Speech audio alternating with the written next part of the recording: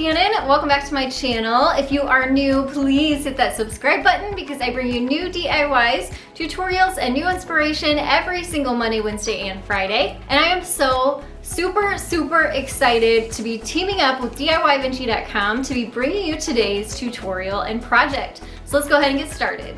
So first I have to show you this adorable box that the kit came in. Super duper cute, and look, it even has a camera. I love that.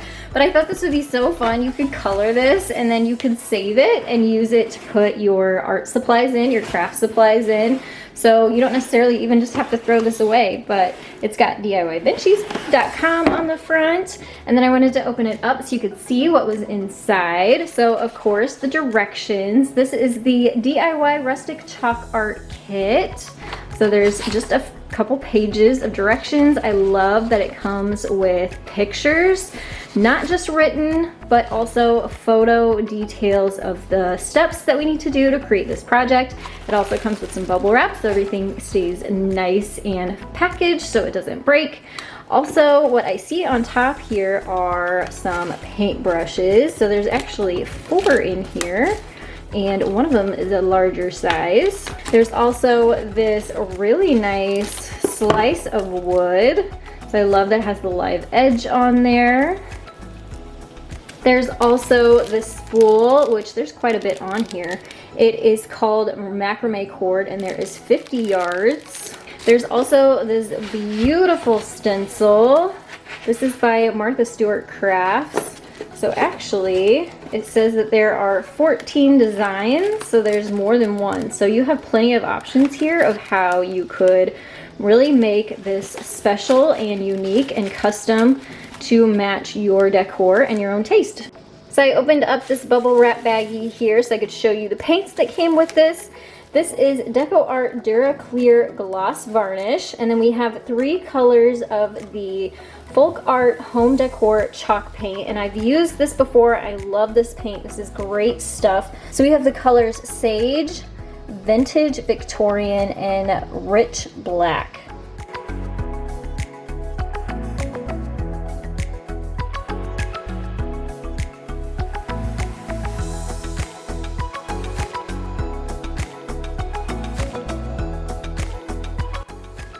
Alright, so our first step here says that we should paint one side of the wood slice with the black chalk paint and allow it to dry, and add additional coats if we need to. So that's what I'm going to go ahead and do.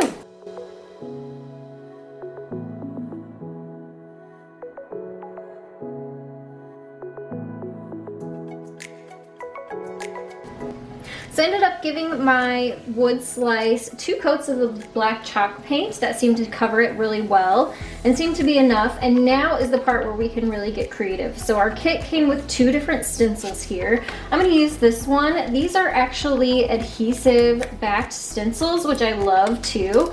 So this clear backing just peels right off, and underneath is an adhesive coating, and that will help our stencils to adhere to our project, and then you won't have as much paint bleed that way, which is why I really like the stencils that you see usually in my tutorials. This is very similar, except these are reusable, so you can wash these and use these over and over and over again. So our directions tell us to place our stencil onto the wood slice. We're going to push this down gently so we don't bend it or anything. I'm going to start with this big flower here in the middle, and it says to use the Victorian pink for the petals and to use the sage for the leaves. So I'm going to be using my 2 smaller paint brushes, foam paint brushes, to do that. So I'm going to show you my technique for stenciling because it seems to work pretty good, and I get minimal paint bleed when I do this. So I take my foam paintbrush, I just get a little bit of paint on there, and then I dab a lot of it off, and then I come over to my project. So you don't want a lot of paint. You can do a lot of layers of paint if you let them dry in between, but you don't want to start with a lot of paint because it'll just go underneath your stencil edges, and then you ruin your project, and we don't want that. So what I'm doing here is I'm just dabbing up and down You don't want to paint back and forth because then it'll peel up your stencil. So a little bit does go a long way here, and I'm just making sure to get all of my petals. Kind of come back and get a little bit more paint as you go. We're gonna go all the way around our flower here, and I'm gonna come back and do the leaves the same way, just using that sage color.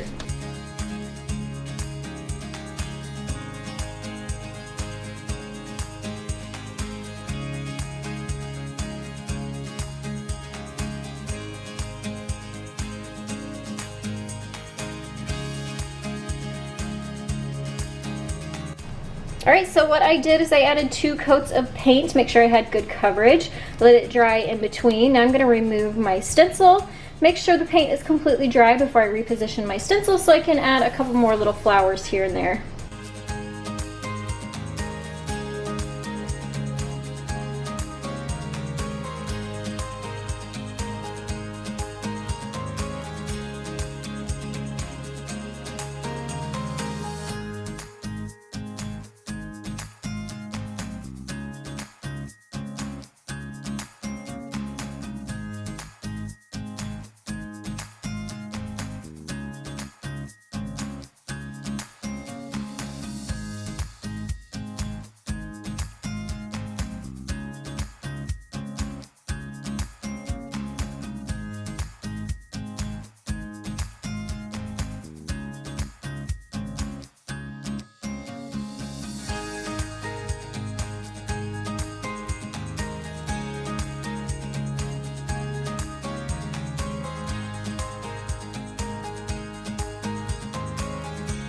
And here is my beautiful, beautiful wood slice. I just love these colors. The pink and the sage really stand out nicely against that black background. And now it says that you want to let this sit for at least 2 hours before you cover it with the gloss varnish. So you're going to cover the paint as well as the live edge here, and it'll seal it all together. But you absolutely want to wait 2 hours at least before you do that, because I've had this happen before where I didn't have my paint cure all the way and it smudged it and smeared it. So there's the difference between dry time and cure time.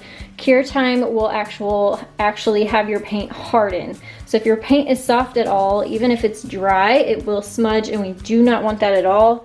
So we're gonna let this sit for a couple hours before I come back, do that, and then we can do the fun part of adding the beautiful macrame hanger. All right, so this is sat for 2 hours now. I'm just gonna shake this gloss varnish up. I'm gonna squirt it directly on here and just kind of use this bigger foam paintbrush to move it around. I don't wanna really brush on the paint because I don't want this to smear it all. So I'm just gonna get even up over the edges near the bark of the wood slice.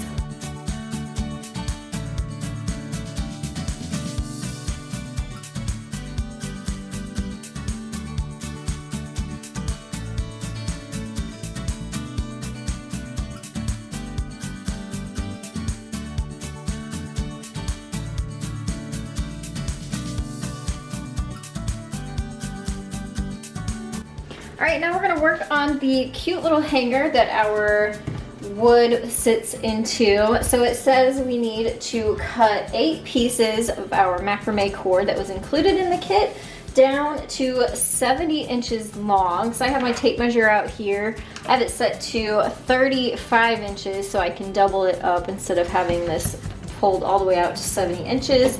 So we're gonna cut each piece down to size 8 times.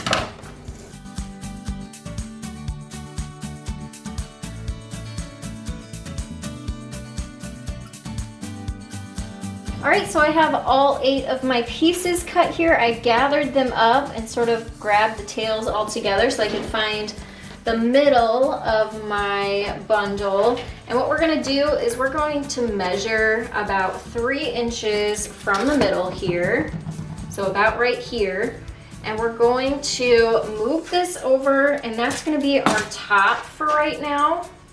We're gonna use some masking tape to tape this to either a table. Obviously I'm using my countertop. Use a flat, hard surface so that your bundle doesn't go anywhere. And then we're gonna separate out these cords. So there's 8 strings here. We're gonna put them in this order. We're gonna put 3, and then 2, and then 3. And now all we have to do is a very, very basic braid 6 inches down. So all you do to braid is you just take an outside piece and put it in the middle. Take an outside piece, put it in the middle. And you just repeat that until you get 6 inches down. I'm gonna try to make these cords sit next to each other so they'll make a nice pattern instead of making them all bunched up. So you just braid down 6 inches. My tape measure here just so I know for sure. So that's about right. Now I am going to undo my bundle here, and we're going to grab both loose ends and bring those together here in the middle. So this is basically going to be the top where you can hang your sign, and now we're going to go ahead and move on to the next step. So now we're going to create a gathering knot so none of our braid comes out. I've cut about 2 feet worth of cord off of our spool here. So as you can see, there's plenty left. You could even create more projects using this. And to create a gathering knot, all you have to do is make a U shape with your cord. So you want a tail at the top, a loop at the bottom. You're going to gather that in with the rest of these tails that are hanging down. So you need this tail coming up through the top. And now we're going to take the longer end of that piece and wrap it around and down our bundle like this. We're going to go down a little bit, not too much. See, I'm about out of tail here. So I'm going to wrap it around one more time, and this tail is going to go through that loop. So let me show you again. This tail that we just wrapped around and around is going to go through this loop at the bottom. I'm going to hold that tight. And then we're going to pull on this tail at the top. And what that does is it's creating a knot, and it pulled it up inside there so you don't see it. I think that's super, super neat. And you can just tuck this up inside there so you don't see the tail. You can even trim it a little bit if you needed to. I'm going to trim the top here and leave a little bit so I can tuck that into this down here. And then it just hides it and you don't see it anymore. So then we have a nice loop at the top for hanging our sign.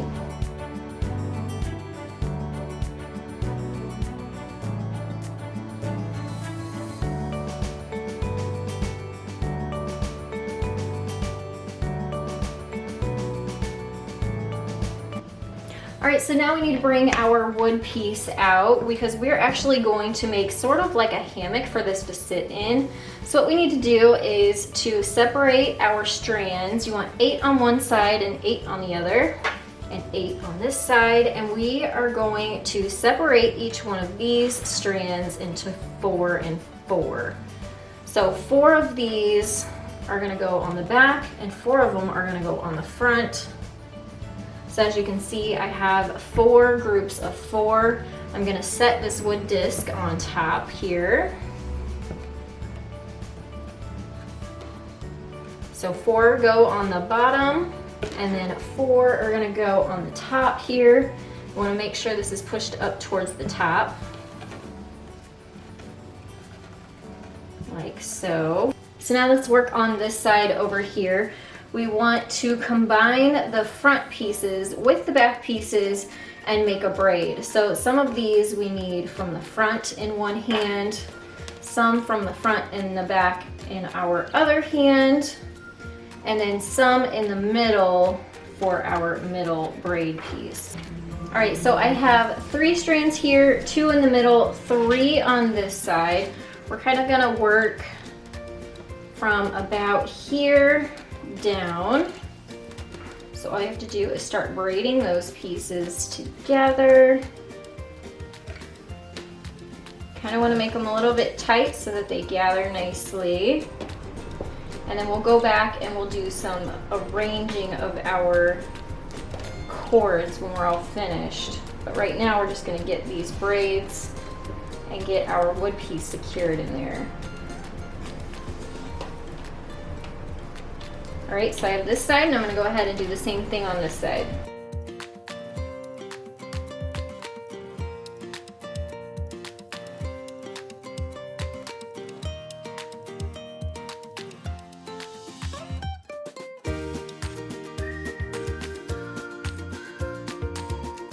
All right, so here's what mine is looking like. So here's our loop at the top with our gathering knot.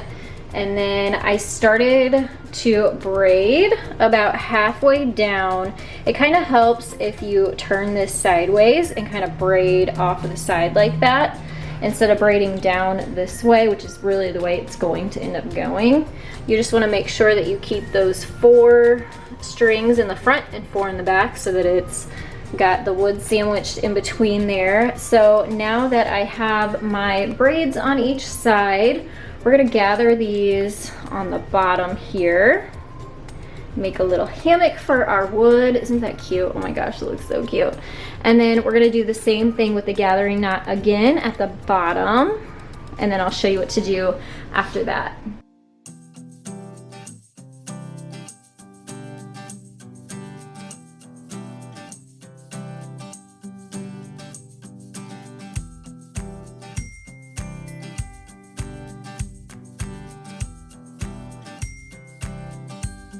Oh my gosh, you guys, this is so cute. I'm so excited about this. So now all you have to do is take out the rest of our braid down here, and then you can either leave these tails long, you can cut them down if you want. You just want to make sure that you tie a knot at the end of all of these strands when you're done to give it a nice finished look.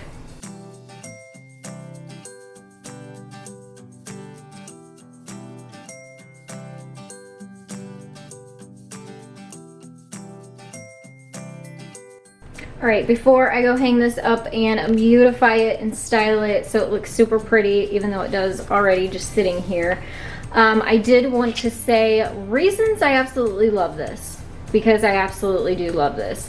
Number one, it's beautiful. It really, really is. It's like a quality piece. Definitely something I would hang in my home. It'd be beautiful in a girl's room, in a nursery, in a boho style home decor, farmhouse style home decor, depending on what you did to it. Number two, why I love this, you could flip this over and totally do something on the back, and then you have a 2-in-1. How great is that? So I love that. And number three, you have so many supplies from this kit that you could reuse over again. Plenty of the macrame cord, plenty of the gloss varnish and the paints. You have stencils that you could use over and over again. I did wash this with soap and water, and they come with this extra paper inside the packaging, so you can stick it on there and reuse it, and it is sticky again, so that is super cool. So definitely it gets 5-star rating for me. It was a lot of fun, highly recommended. I actually may do this again. I loved it that much.